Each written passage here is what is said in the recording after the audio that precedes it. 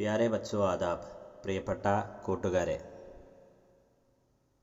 6ാം ക്ലാസ്സിലെ വഴികാട്ടി വർക്ക്ഷീറ്റിൻ്റെ സഹായക വീഡിയോ ഇതിനകം ഏതാനും പാഠങ്ങളിലെ പ്രവർത്തനങ്ങൾ നാം ചർച്ച ചെയ്തു.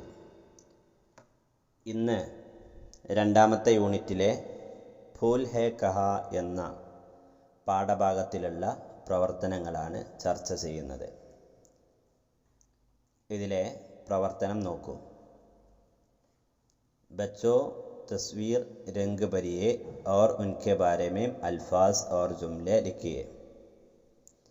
ഈ തസ്വീറിന് നിറം കൊടുക്കുക. വളരെ മനോഹരമായ ഒരു റോസാ പുഷ്പം ഇവിടെ നൽകിയിട്ടുണ്ട്. ഈ റോസാ പുഷ്പത്തിന് അനുയോജ്യമായിട്ടുള്ള നിറം കൊടുക്കുക. ഉൻകെ ബാരെ മേം അൽഫാസ് ഓർ ജുംലെ ലിഖിയെ. അതിനെക്കുറിച്ച് ഇവിടെ ചില പദങ്ങളും അവയുടെ സഹായത്തോടു കൂടി സെൻറ്റൻസും എഴുതുക എന്നതാണ് പ്രവർത്തനം. അപ്പോൾ നമ്മളിവിടെ നടുവിലെ ഈ പൂവിൻ്റെ പേരാണ് എഴുതേണ്ടത്. പൂവിൻ്റെ പേര് ഗുലാബ് എന്നതാണ്. അപ്പോൾ ഗുലാബ് എന്ന് എഴുതുക. അതിന് ചുറ്റോട് ചുറ്റും അതുമായി ബന്ധപ്പെട്ട അൽഫാസ് എഴുതുക, പദങ്ങൾ എഴുതുക. ഇവിടെ ഒരു പദം നൽകിയിട്ടുണ്ട്. ഖുഷ്ബു എന്നതാണ് ഇവിടെ നൽകിയിട്ടുള്ള പദം. ഖുഷ്ബു എന്ന് പറഞ്ഞാൽ സുഗന്ധം എന്നാണ് അർത്ഥം. അതുപോലെ ഗുലാബുമായി ബന്ധപ്പെട്ടിട്ടുള്ള ചില പദങ്ങൾ നമുക്ക് എഴുതണം. എന്തെല്ലാം നമുക്ക് എഴുതാൻ സാധിക്കും?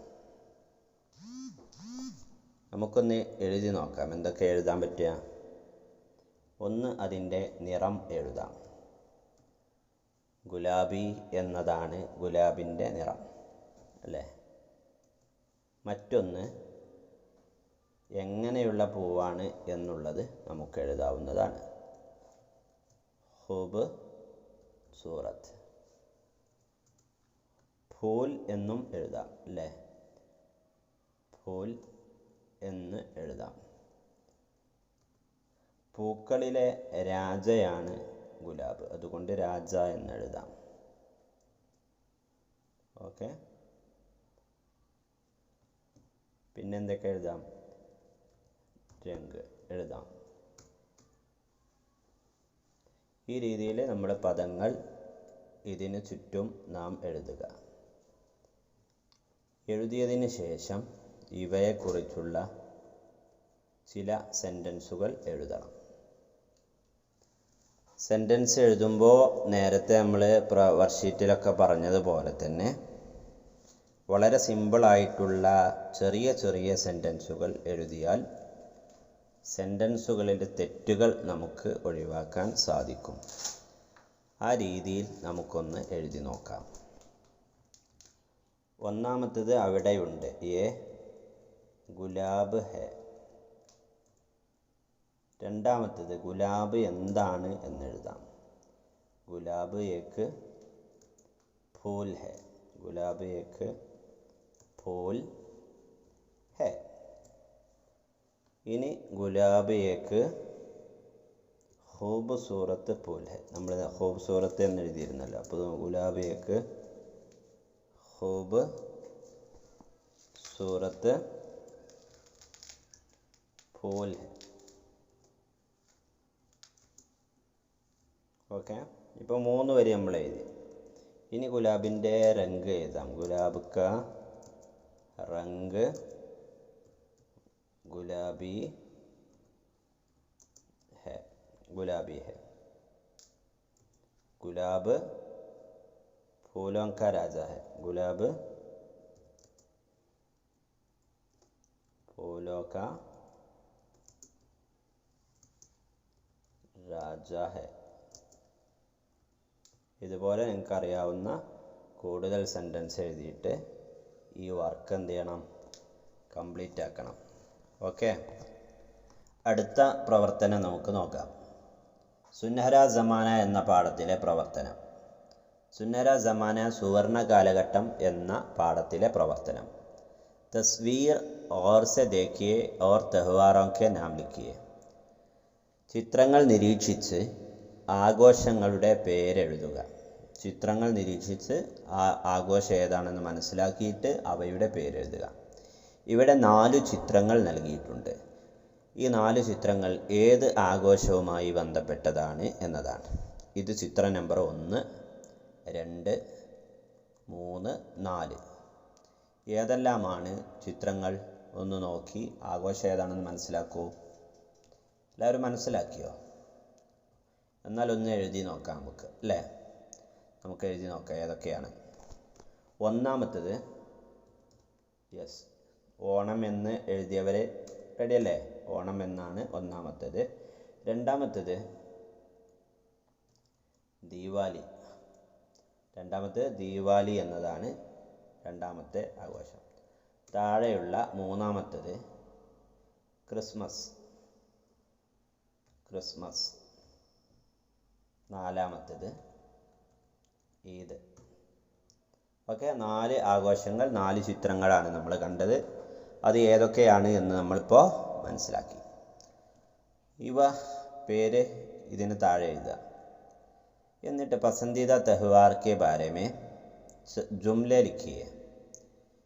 ഇഷ്ടപ്പെട്ട ആഘോഷത്തെക്കുറിച്ച് വാക്യങ്ങൾ എഴുതുക എന്നതാണ് പ്രവർത്തനം. ഇഷാരെ, സൂചനകൾ, റിശ്തേദാർ, കുടുംബക്കാർ, നയെ നയെ കപ്പടെ, പുതിയ പുതിയ വസ്ത്രങ്ങൾ, മിഠായി പറഞ്ഞാൽ മിഠായി തന്നെ, മസേദാർ ഖാന എന്ന് പറഞ്ഞാൽ രുചികരമായ ഭക്ഷണം, ഗിലെ ലഗാന, ആലിംഗനം ചെയ്യുക, കെട്ടിപ്പിടിക്കുക, ഖുഷി മനാന, സന്തോഷം കൊണ്ടാടുക. ഇത്രയും കാര്യങ്ങളാണ് ഇഷാരകൾ നൽകിയിട്ടുള്ളത്. ഓക്കെ, അപ്പോൾ ഇതുപയോഗിച്ച് നമുക്ക് സെൻറ്റൻസുകൾ ഉണ്ടാക്കണം. എന്തിന്? നമ്മൾ ഓണത്തെക്കുറിച്ച് നമ്മൾ ഓൾറെഡി പാഠത്തിൽ പഠിച്ചതാണ്. അപ്പോൾ നമുക്ക് ദീപാവലിയെക്കുറിച്ചോ അതല്ലെങ്കിൽ ഈദിനെക്കുറിച്ചോ ക്രിസ്മസിനെ കുറിച്ചൊക്കെ ആവാം. തൽക്കാലം നമുക്ക് ദീപാവലി എന്ന് എഴുതാം, അല്ലേ? ദീപാവലി. നമ്മൾ ആ ഇഷാരയിലുള്ള പദങ്ങൾ ഉപയോഗിച്ചിട്ടാണ് നമ്മൾ എന്ത് ചെയ്യുന്നത്? സെൻറ്റൻസുകൾ എഴുതുന്നത്. ഓക്കെ, दीवाली एक त्यौहार है.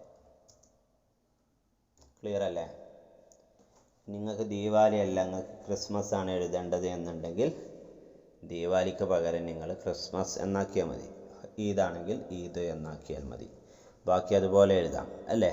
ദീപാവലി ഏക്ക് त्यौहार है. ദീപാവലി ഒരു ആഘോഷമാണ്. ഈ രീതിയിൽ നിങ്ങൾക്ക് എഴുതാവുന്നതാണ്. അപ്പോൾ ദീപാവലി കഴിഞ്ഞിട്ട് ദീപാവലി നിങ്ങൾക്ക് ഇഷ്ടമുള്ള രീതിയിൽ ചെയ്യാം. ഓക്കെ, ഇനി നമ്മൾ രണ്ടാമത്തെ വരി എഴുതാണ്. दीवाली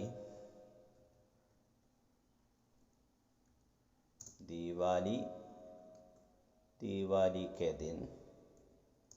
ഞാനിവിടെ ഒരു ചെറിയ ഗ്യാപ്പ് വെക്കുന്നത്, നിങ്ങൾ ഇവിടെ ഇങ്ങനെ സ്പേസ് വിടേണ്ട ആവശ്യമില്ല. ഈ സ്പേസ് ഞാൻ വിട്ടാൽ എന്താ വെച്ചാൽ നിങ്ങൾ ദീപാവലിക്ക് പകരം നിങ്ങൾക്ക് ഈദ് എഴുതാം, അതല്ലെങ്കിൽ ക്രിസ്മസ് എഴുതാം, അതൊക്കെ ചെയ്യാം. അപ്പോൾ ഞാൻ ഉദാഹരണം ദീപാവലി പറഞ്ഞു എന്നുള്ളത് കൊണ്ടാണ്. അപ്പോൾ അതുകൊണ്ട് അതൊന്ന് സെപ്പറേറ്റ് കാണാൻ വേണ്ടിയിട്ടാണ് ഇങ്ങനെ ചെയ്യുന്നത്. ദീപാവലിക്ക് ദിൻ, ദീപാവലിയുടെ ദിവസം.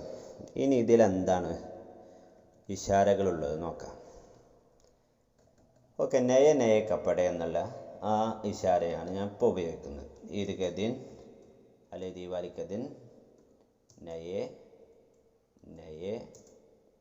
കപ്പടെ, നയെ കപ്പടെ എന്നാണ്, അല്ലേ? കപ്പടെ പഹൻതേ ഹൈ, പുതിയ പുതിയ വസ്ത്രങ്ങൾ ധരിക്കുന്നു. റെഡിയല്ലേ?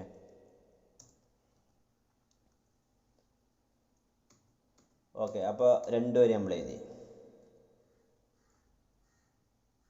रिश्तेदारों के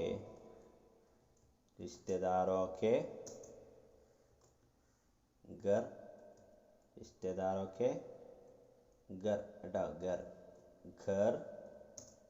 जाते हैं.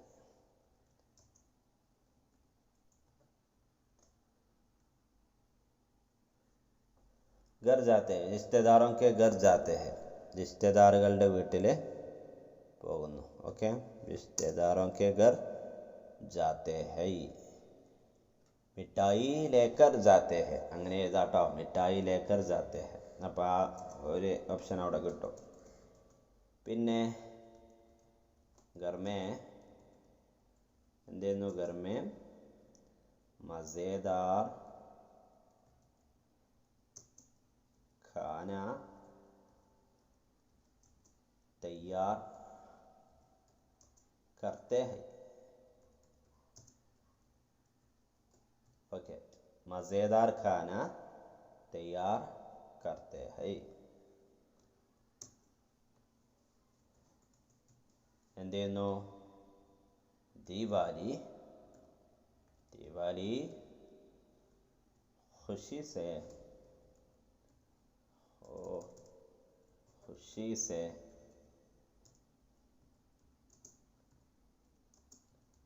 മനാത്തെ ഹൈ.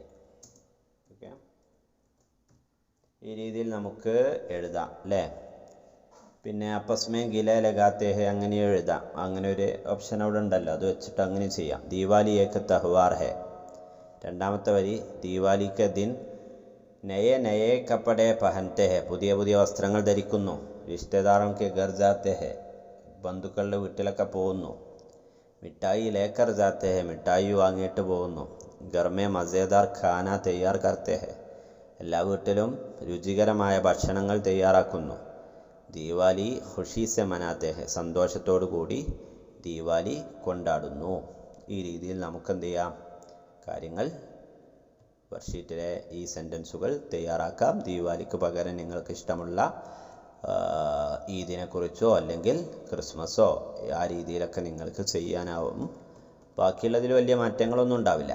ഓക്കെ, സുന്നര ജമാനയിലെ മറ്റൊരു പ്രവർത്തനം നോക്കാം. മുനാസിബ് ലഫ്സ് ജോഡ്കർ ലിഖിയെ. ഹിന്ദുസ്ഥാൻ കാ ഖൗമി ഫൂൽ. വളരെ സിമ്പിളായ പ്രവർത്തനമാണ്, കൂടുതൽ സമയം ഇതിന് നിൽക്കുന്നില്ല. ഇവിടെ ഹിന്ദുസ്ഥാൻ കാ ഖൗമി ഫൂലാണ് ചോദിച്ചത്. ഈ കൂട്ടത്തിൽ ഏതാണ് പൂവ് എന്ന് നോക്കുക. ആ പൂവ് തിരഞ്ഞെടുത്തിട്ട് ഇവിടെ എഴുതുക. കവലാണ് ഹിന്ദുസ്ഥാൻ. കവൽ ഹിന്ദുസ്ഥാൻ കാ ഖൗമി ഫൂൽ, താമരയാണ്. രണ്ടാമത്തേത് ഹിന്ദുസ്ഥാൻ കാ ഖൗമി പൽ, പഴം. അപ്പോൾ ഈ കൂട്ടത്തിൽ ഏതാണ് പഴം എന്ന് നോക്കുക. ഏതാണ് പഴം? ആം എന്നതാണ് പഴം അല്ലേ. ആം എന്ന മാങ്ങയാണ് ഹിന്ദുസ്ഥാൻ്റെ ദേശീയ പഴം. അപ്പോൾ ഇവിടെ ആം എഴുതുക. റെഡി അല്ലേ? തയ്യാർ? ഓക്കെ. ഹിന്ദുസ്ഥാൻ കാ ഖൗമി ഖേൽ, ഇന്ത്യയുടെ ദേശീയ കളി ഹോക്കി. ഇന്ത്യയുടെ ദേശീയ കളി ഹോക്കിയാണ്. അപ്പോൾ ഹോക്കി എന്നുള്ളത് ഇവിടെ എഴുതുക. അടുത്ത് ഹിന്ദുസ്ഥാൻ കാ ഖൗമി പരിന്ത അല്ലേ. ഇനി ബാക്കി ഏതാണുള്ളത്? കവല് പറഞ്ഞു, ആമ പറഞ്ഞു, ഹോക്കി പറഞ്ഞു. ഇനി ബാക്കിയുള്ളത് മോറ് മാത്രമാണ്. അതാണ് ഇന്ത്യയുടെ ദേശീയ പക്ഷി. അത് ഈ കള്ളിയിൽ എഴുതിയാൽ ഓക്കെ, റെഡിയായി. യെസ്. ഇനി അനുയോജ്യമായ പദങ്ങളുടെ സഹായത്താൽ വാക്യങ്ങൾ പൂർത്തീകരിക്കുക. ഇതിപ്പോൾ എന്താ ചെയ്തത്? ഇത് നമ്മൾ മുകളിൽ ചെയ്ത അതേ സംഗതി തന്നെ സെൻറ്റൻസ് ആക്കി എഴുതിയെന്നേ ഉള്ളൂ. ഫൂൽ എന്നുള്ള ഈ വരി നോക്കിയാൽ നമുക്ക് എന്താ കിട്ടും?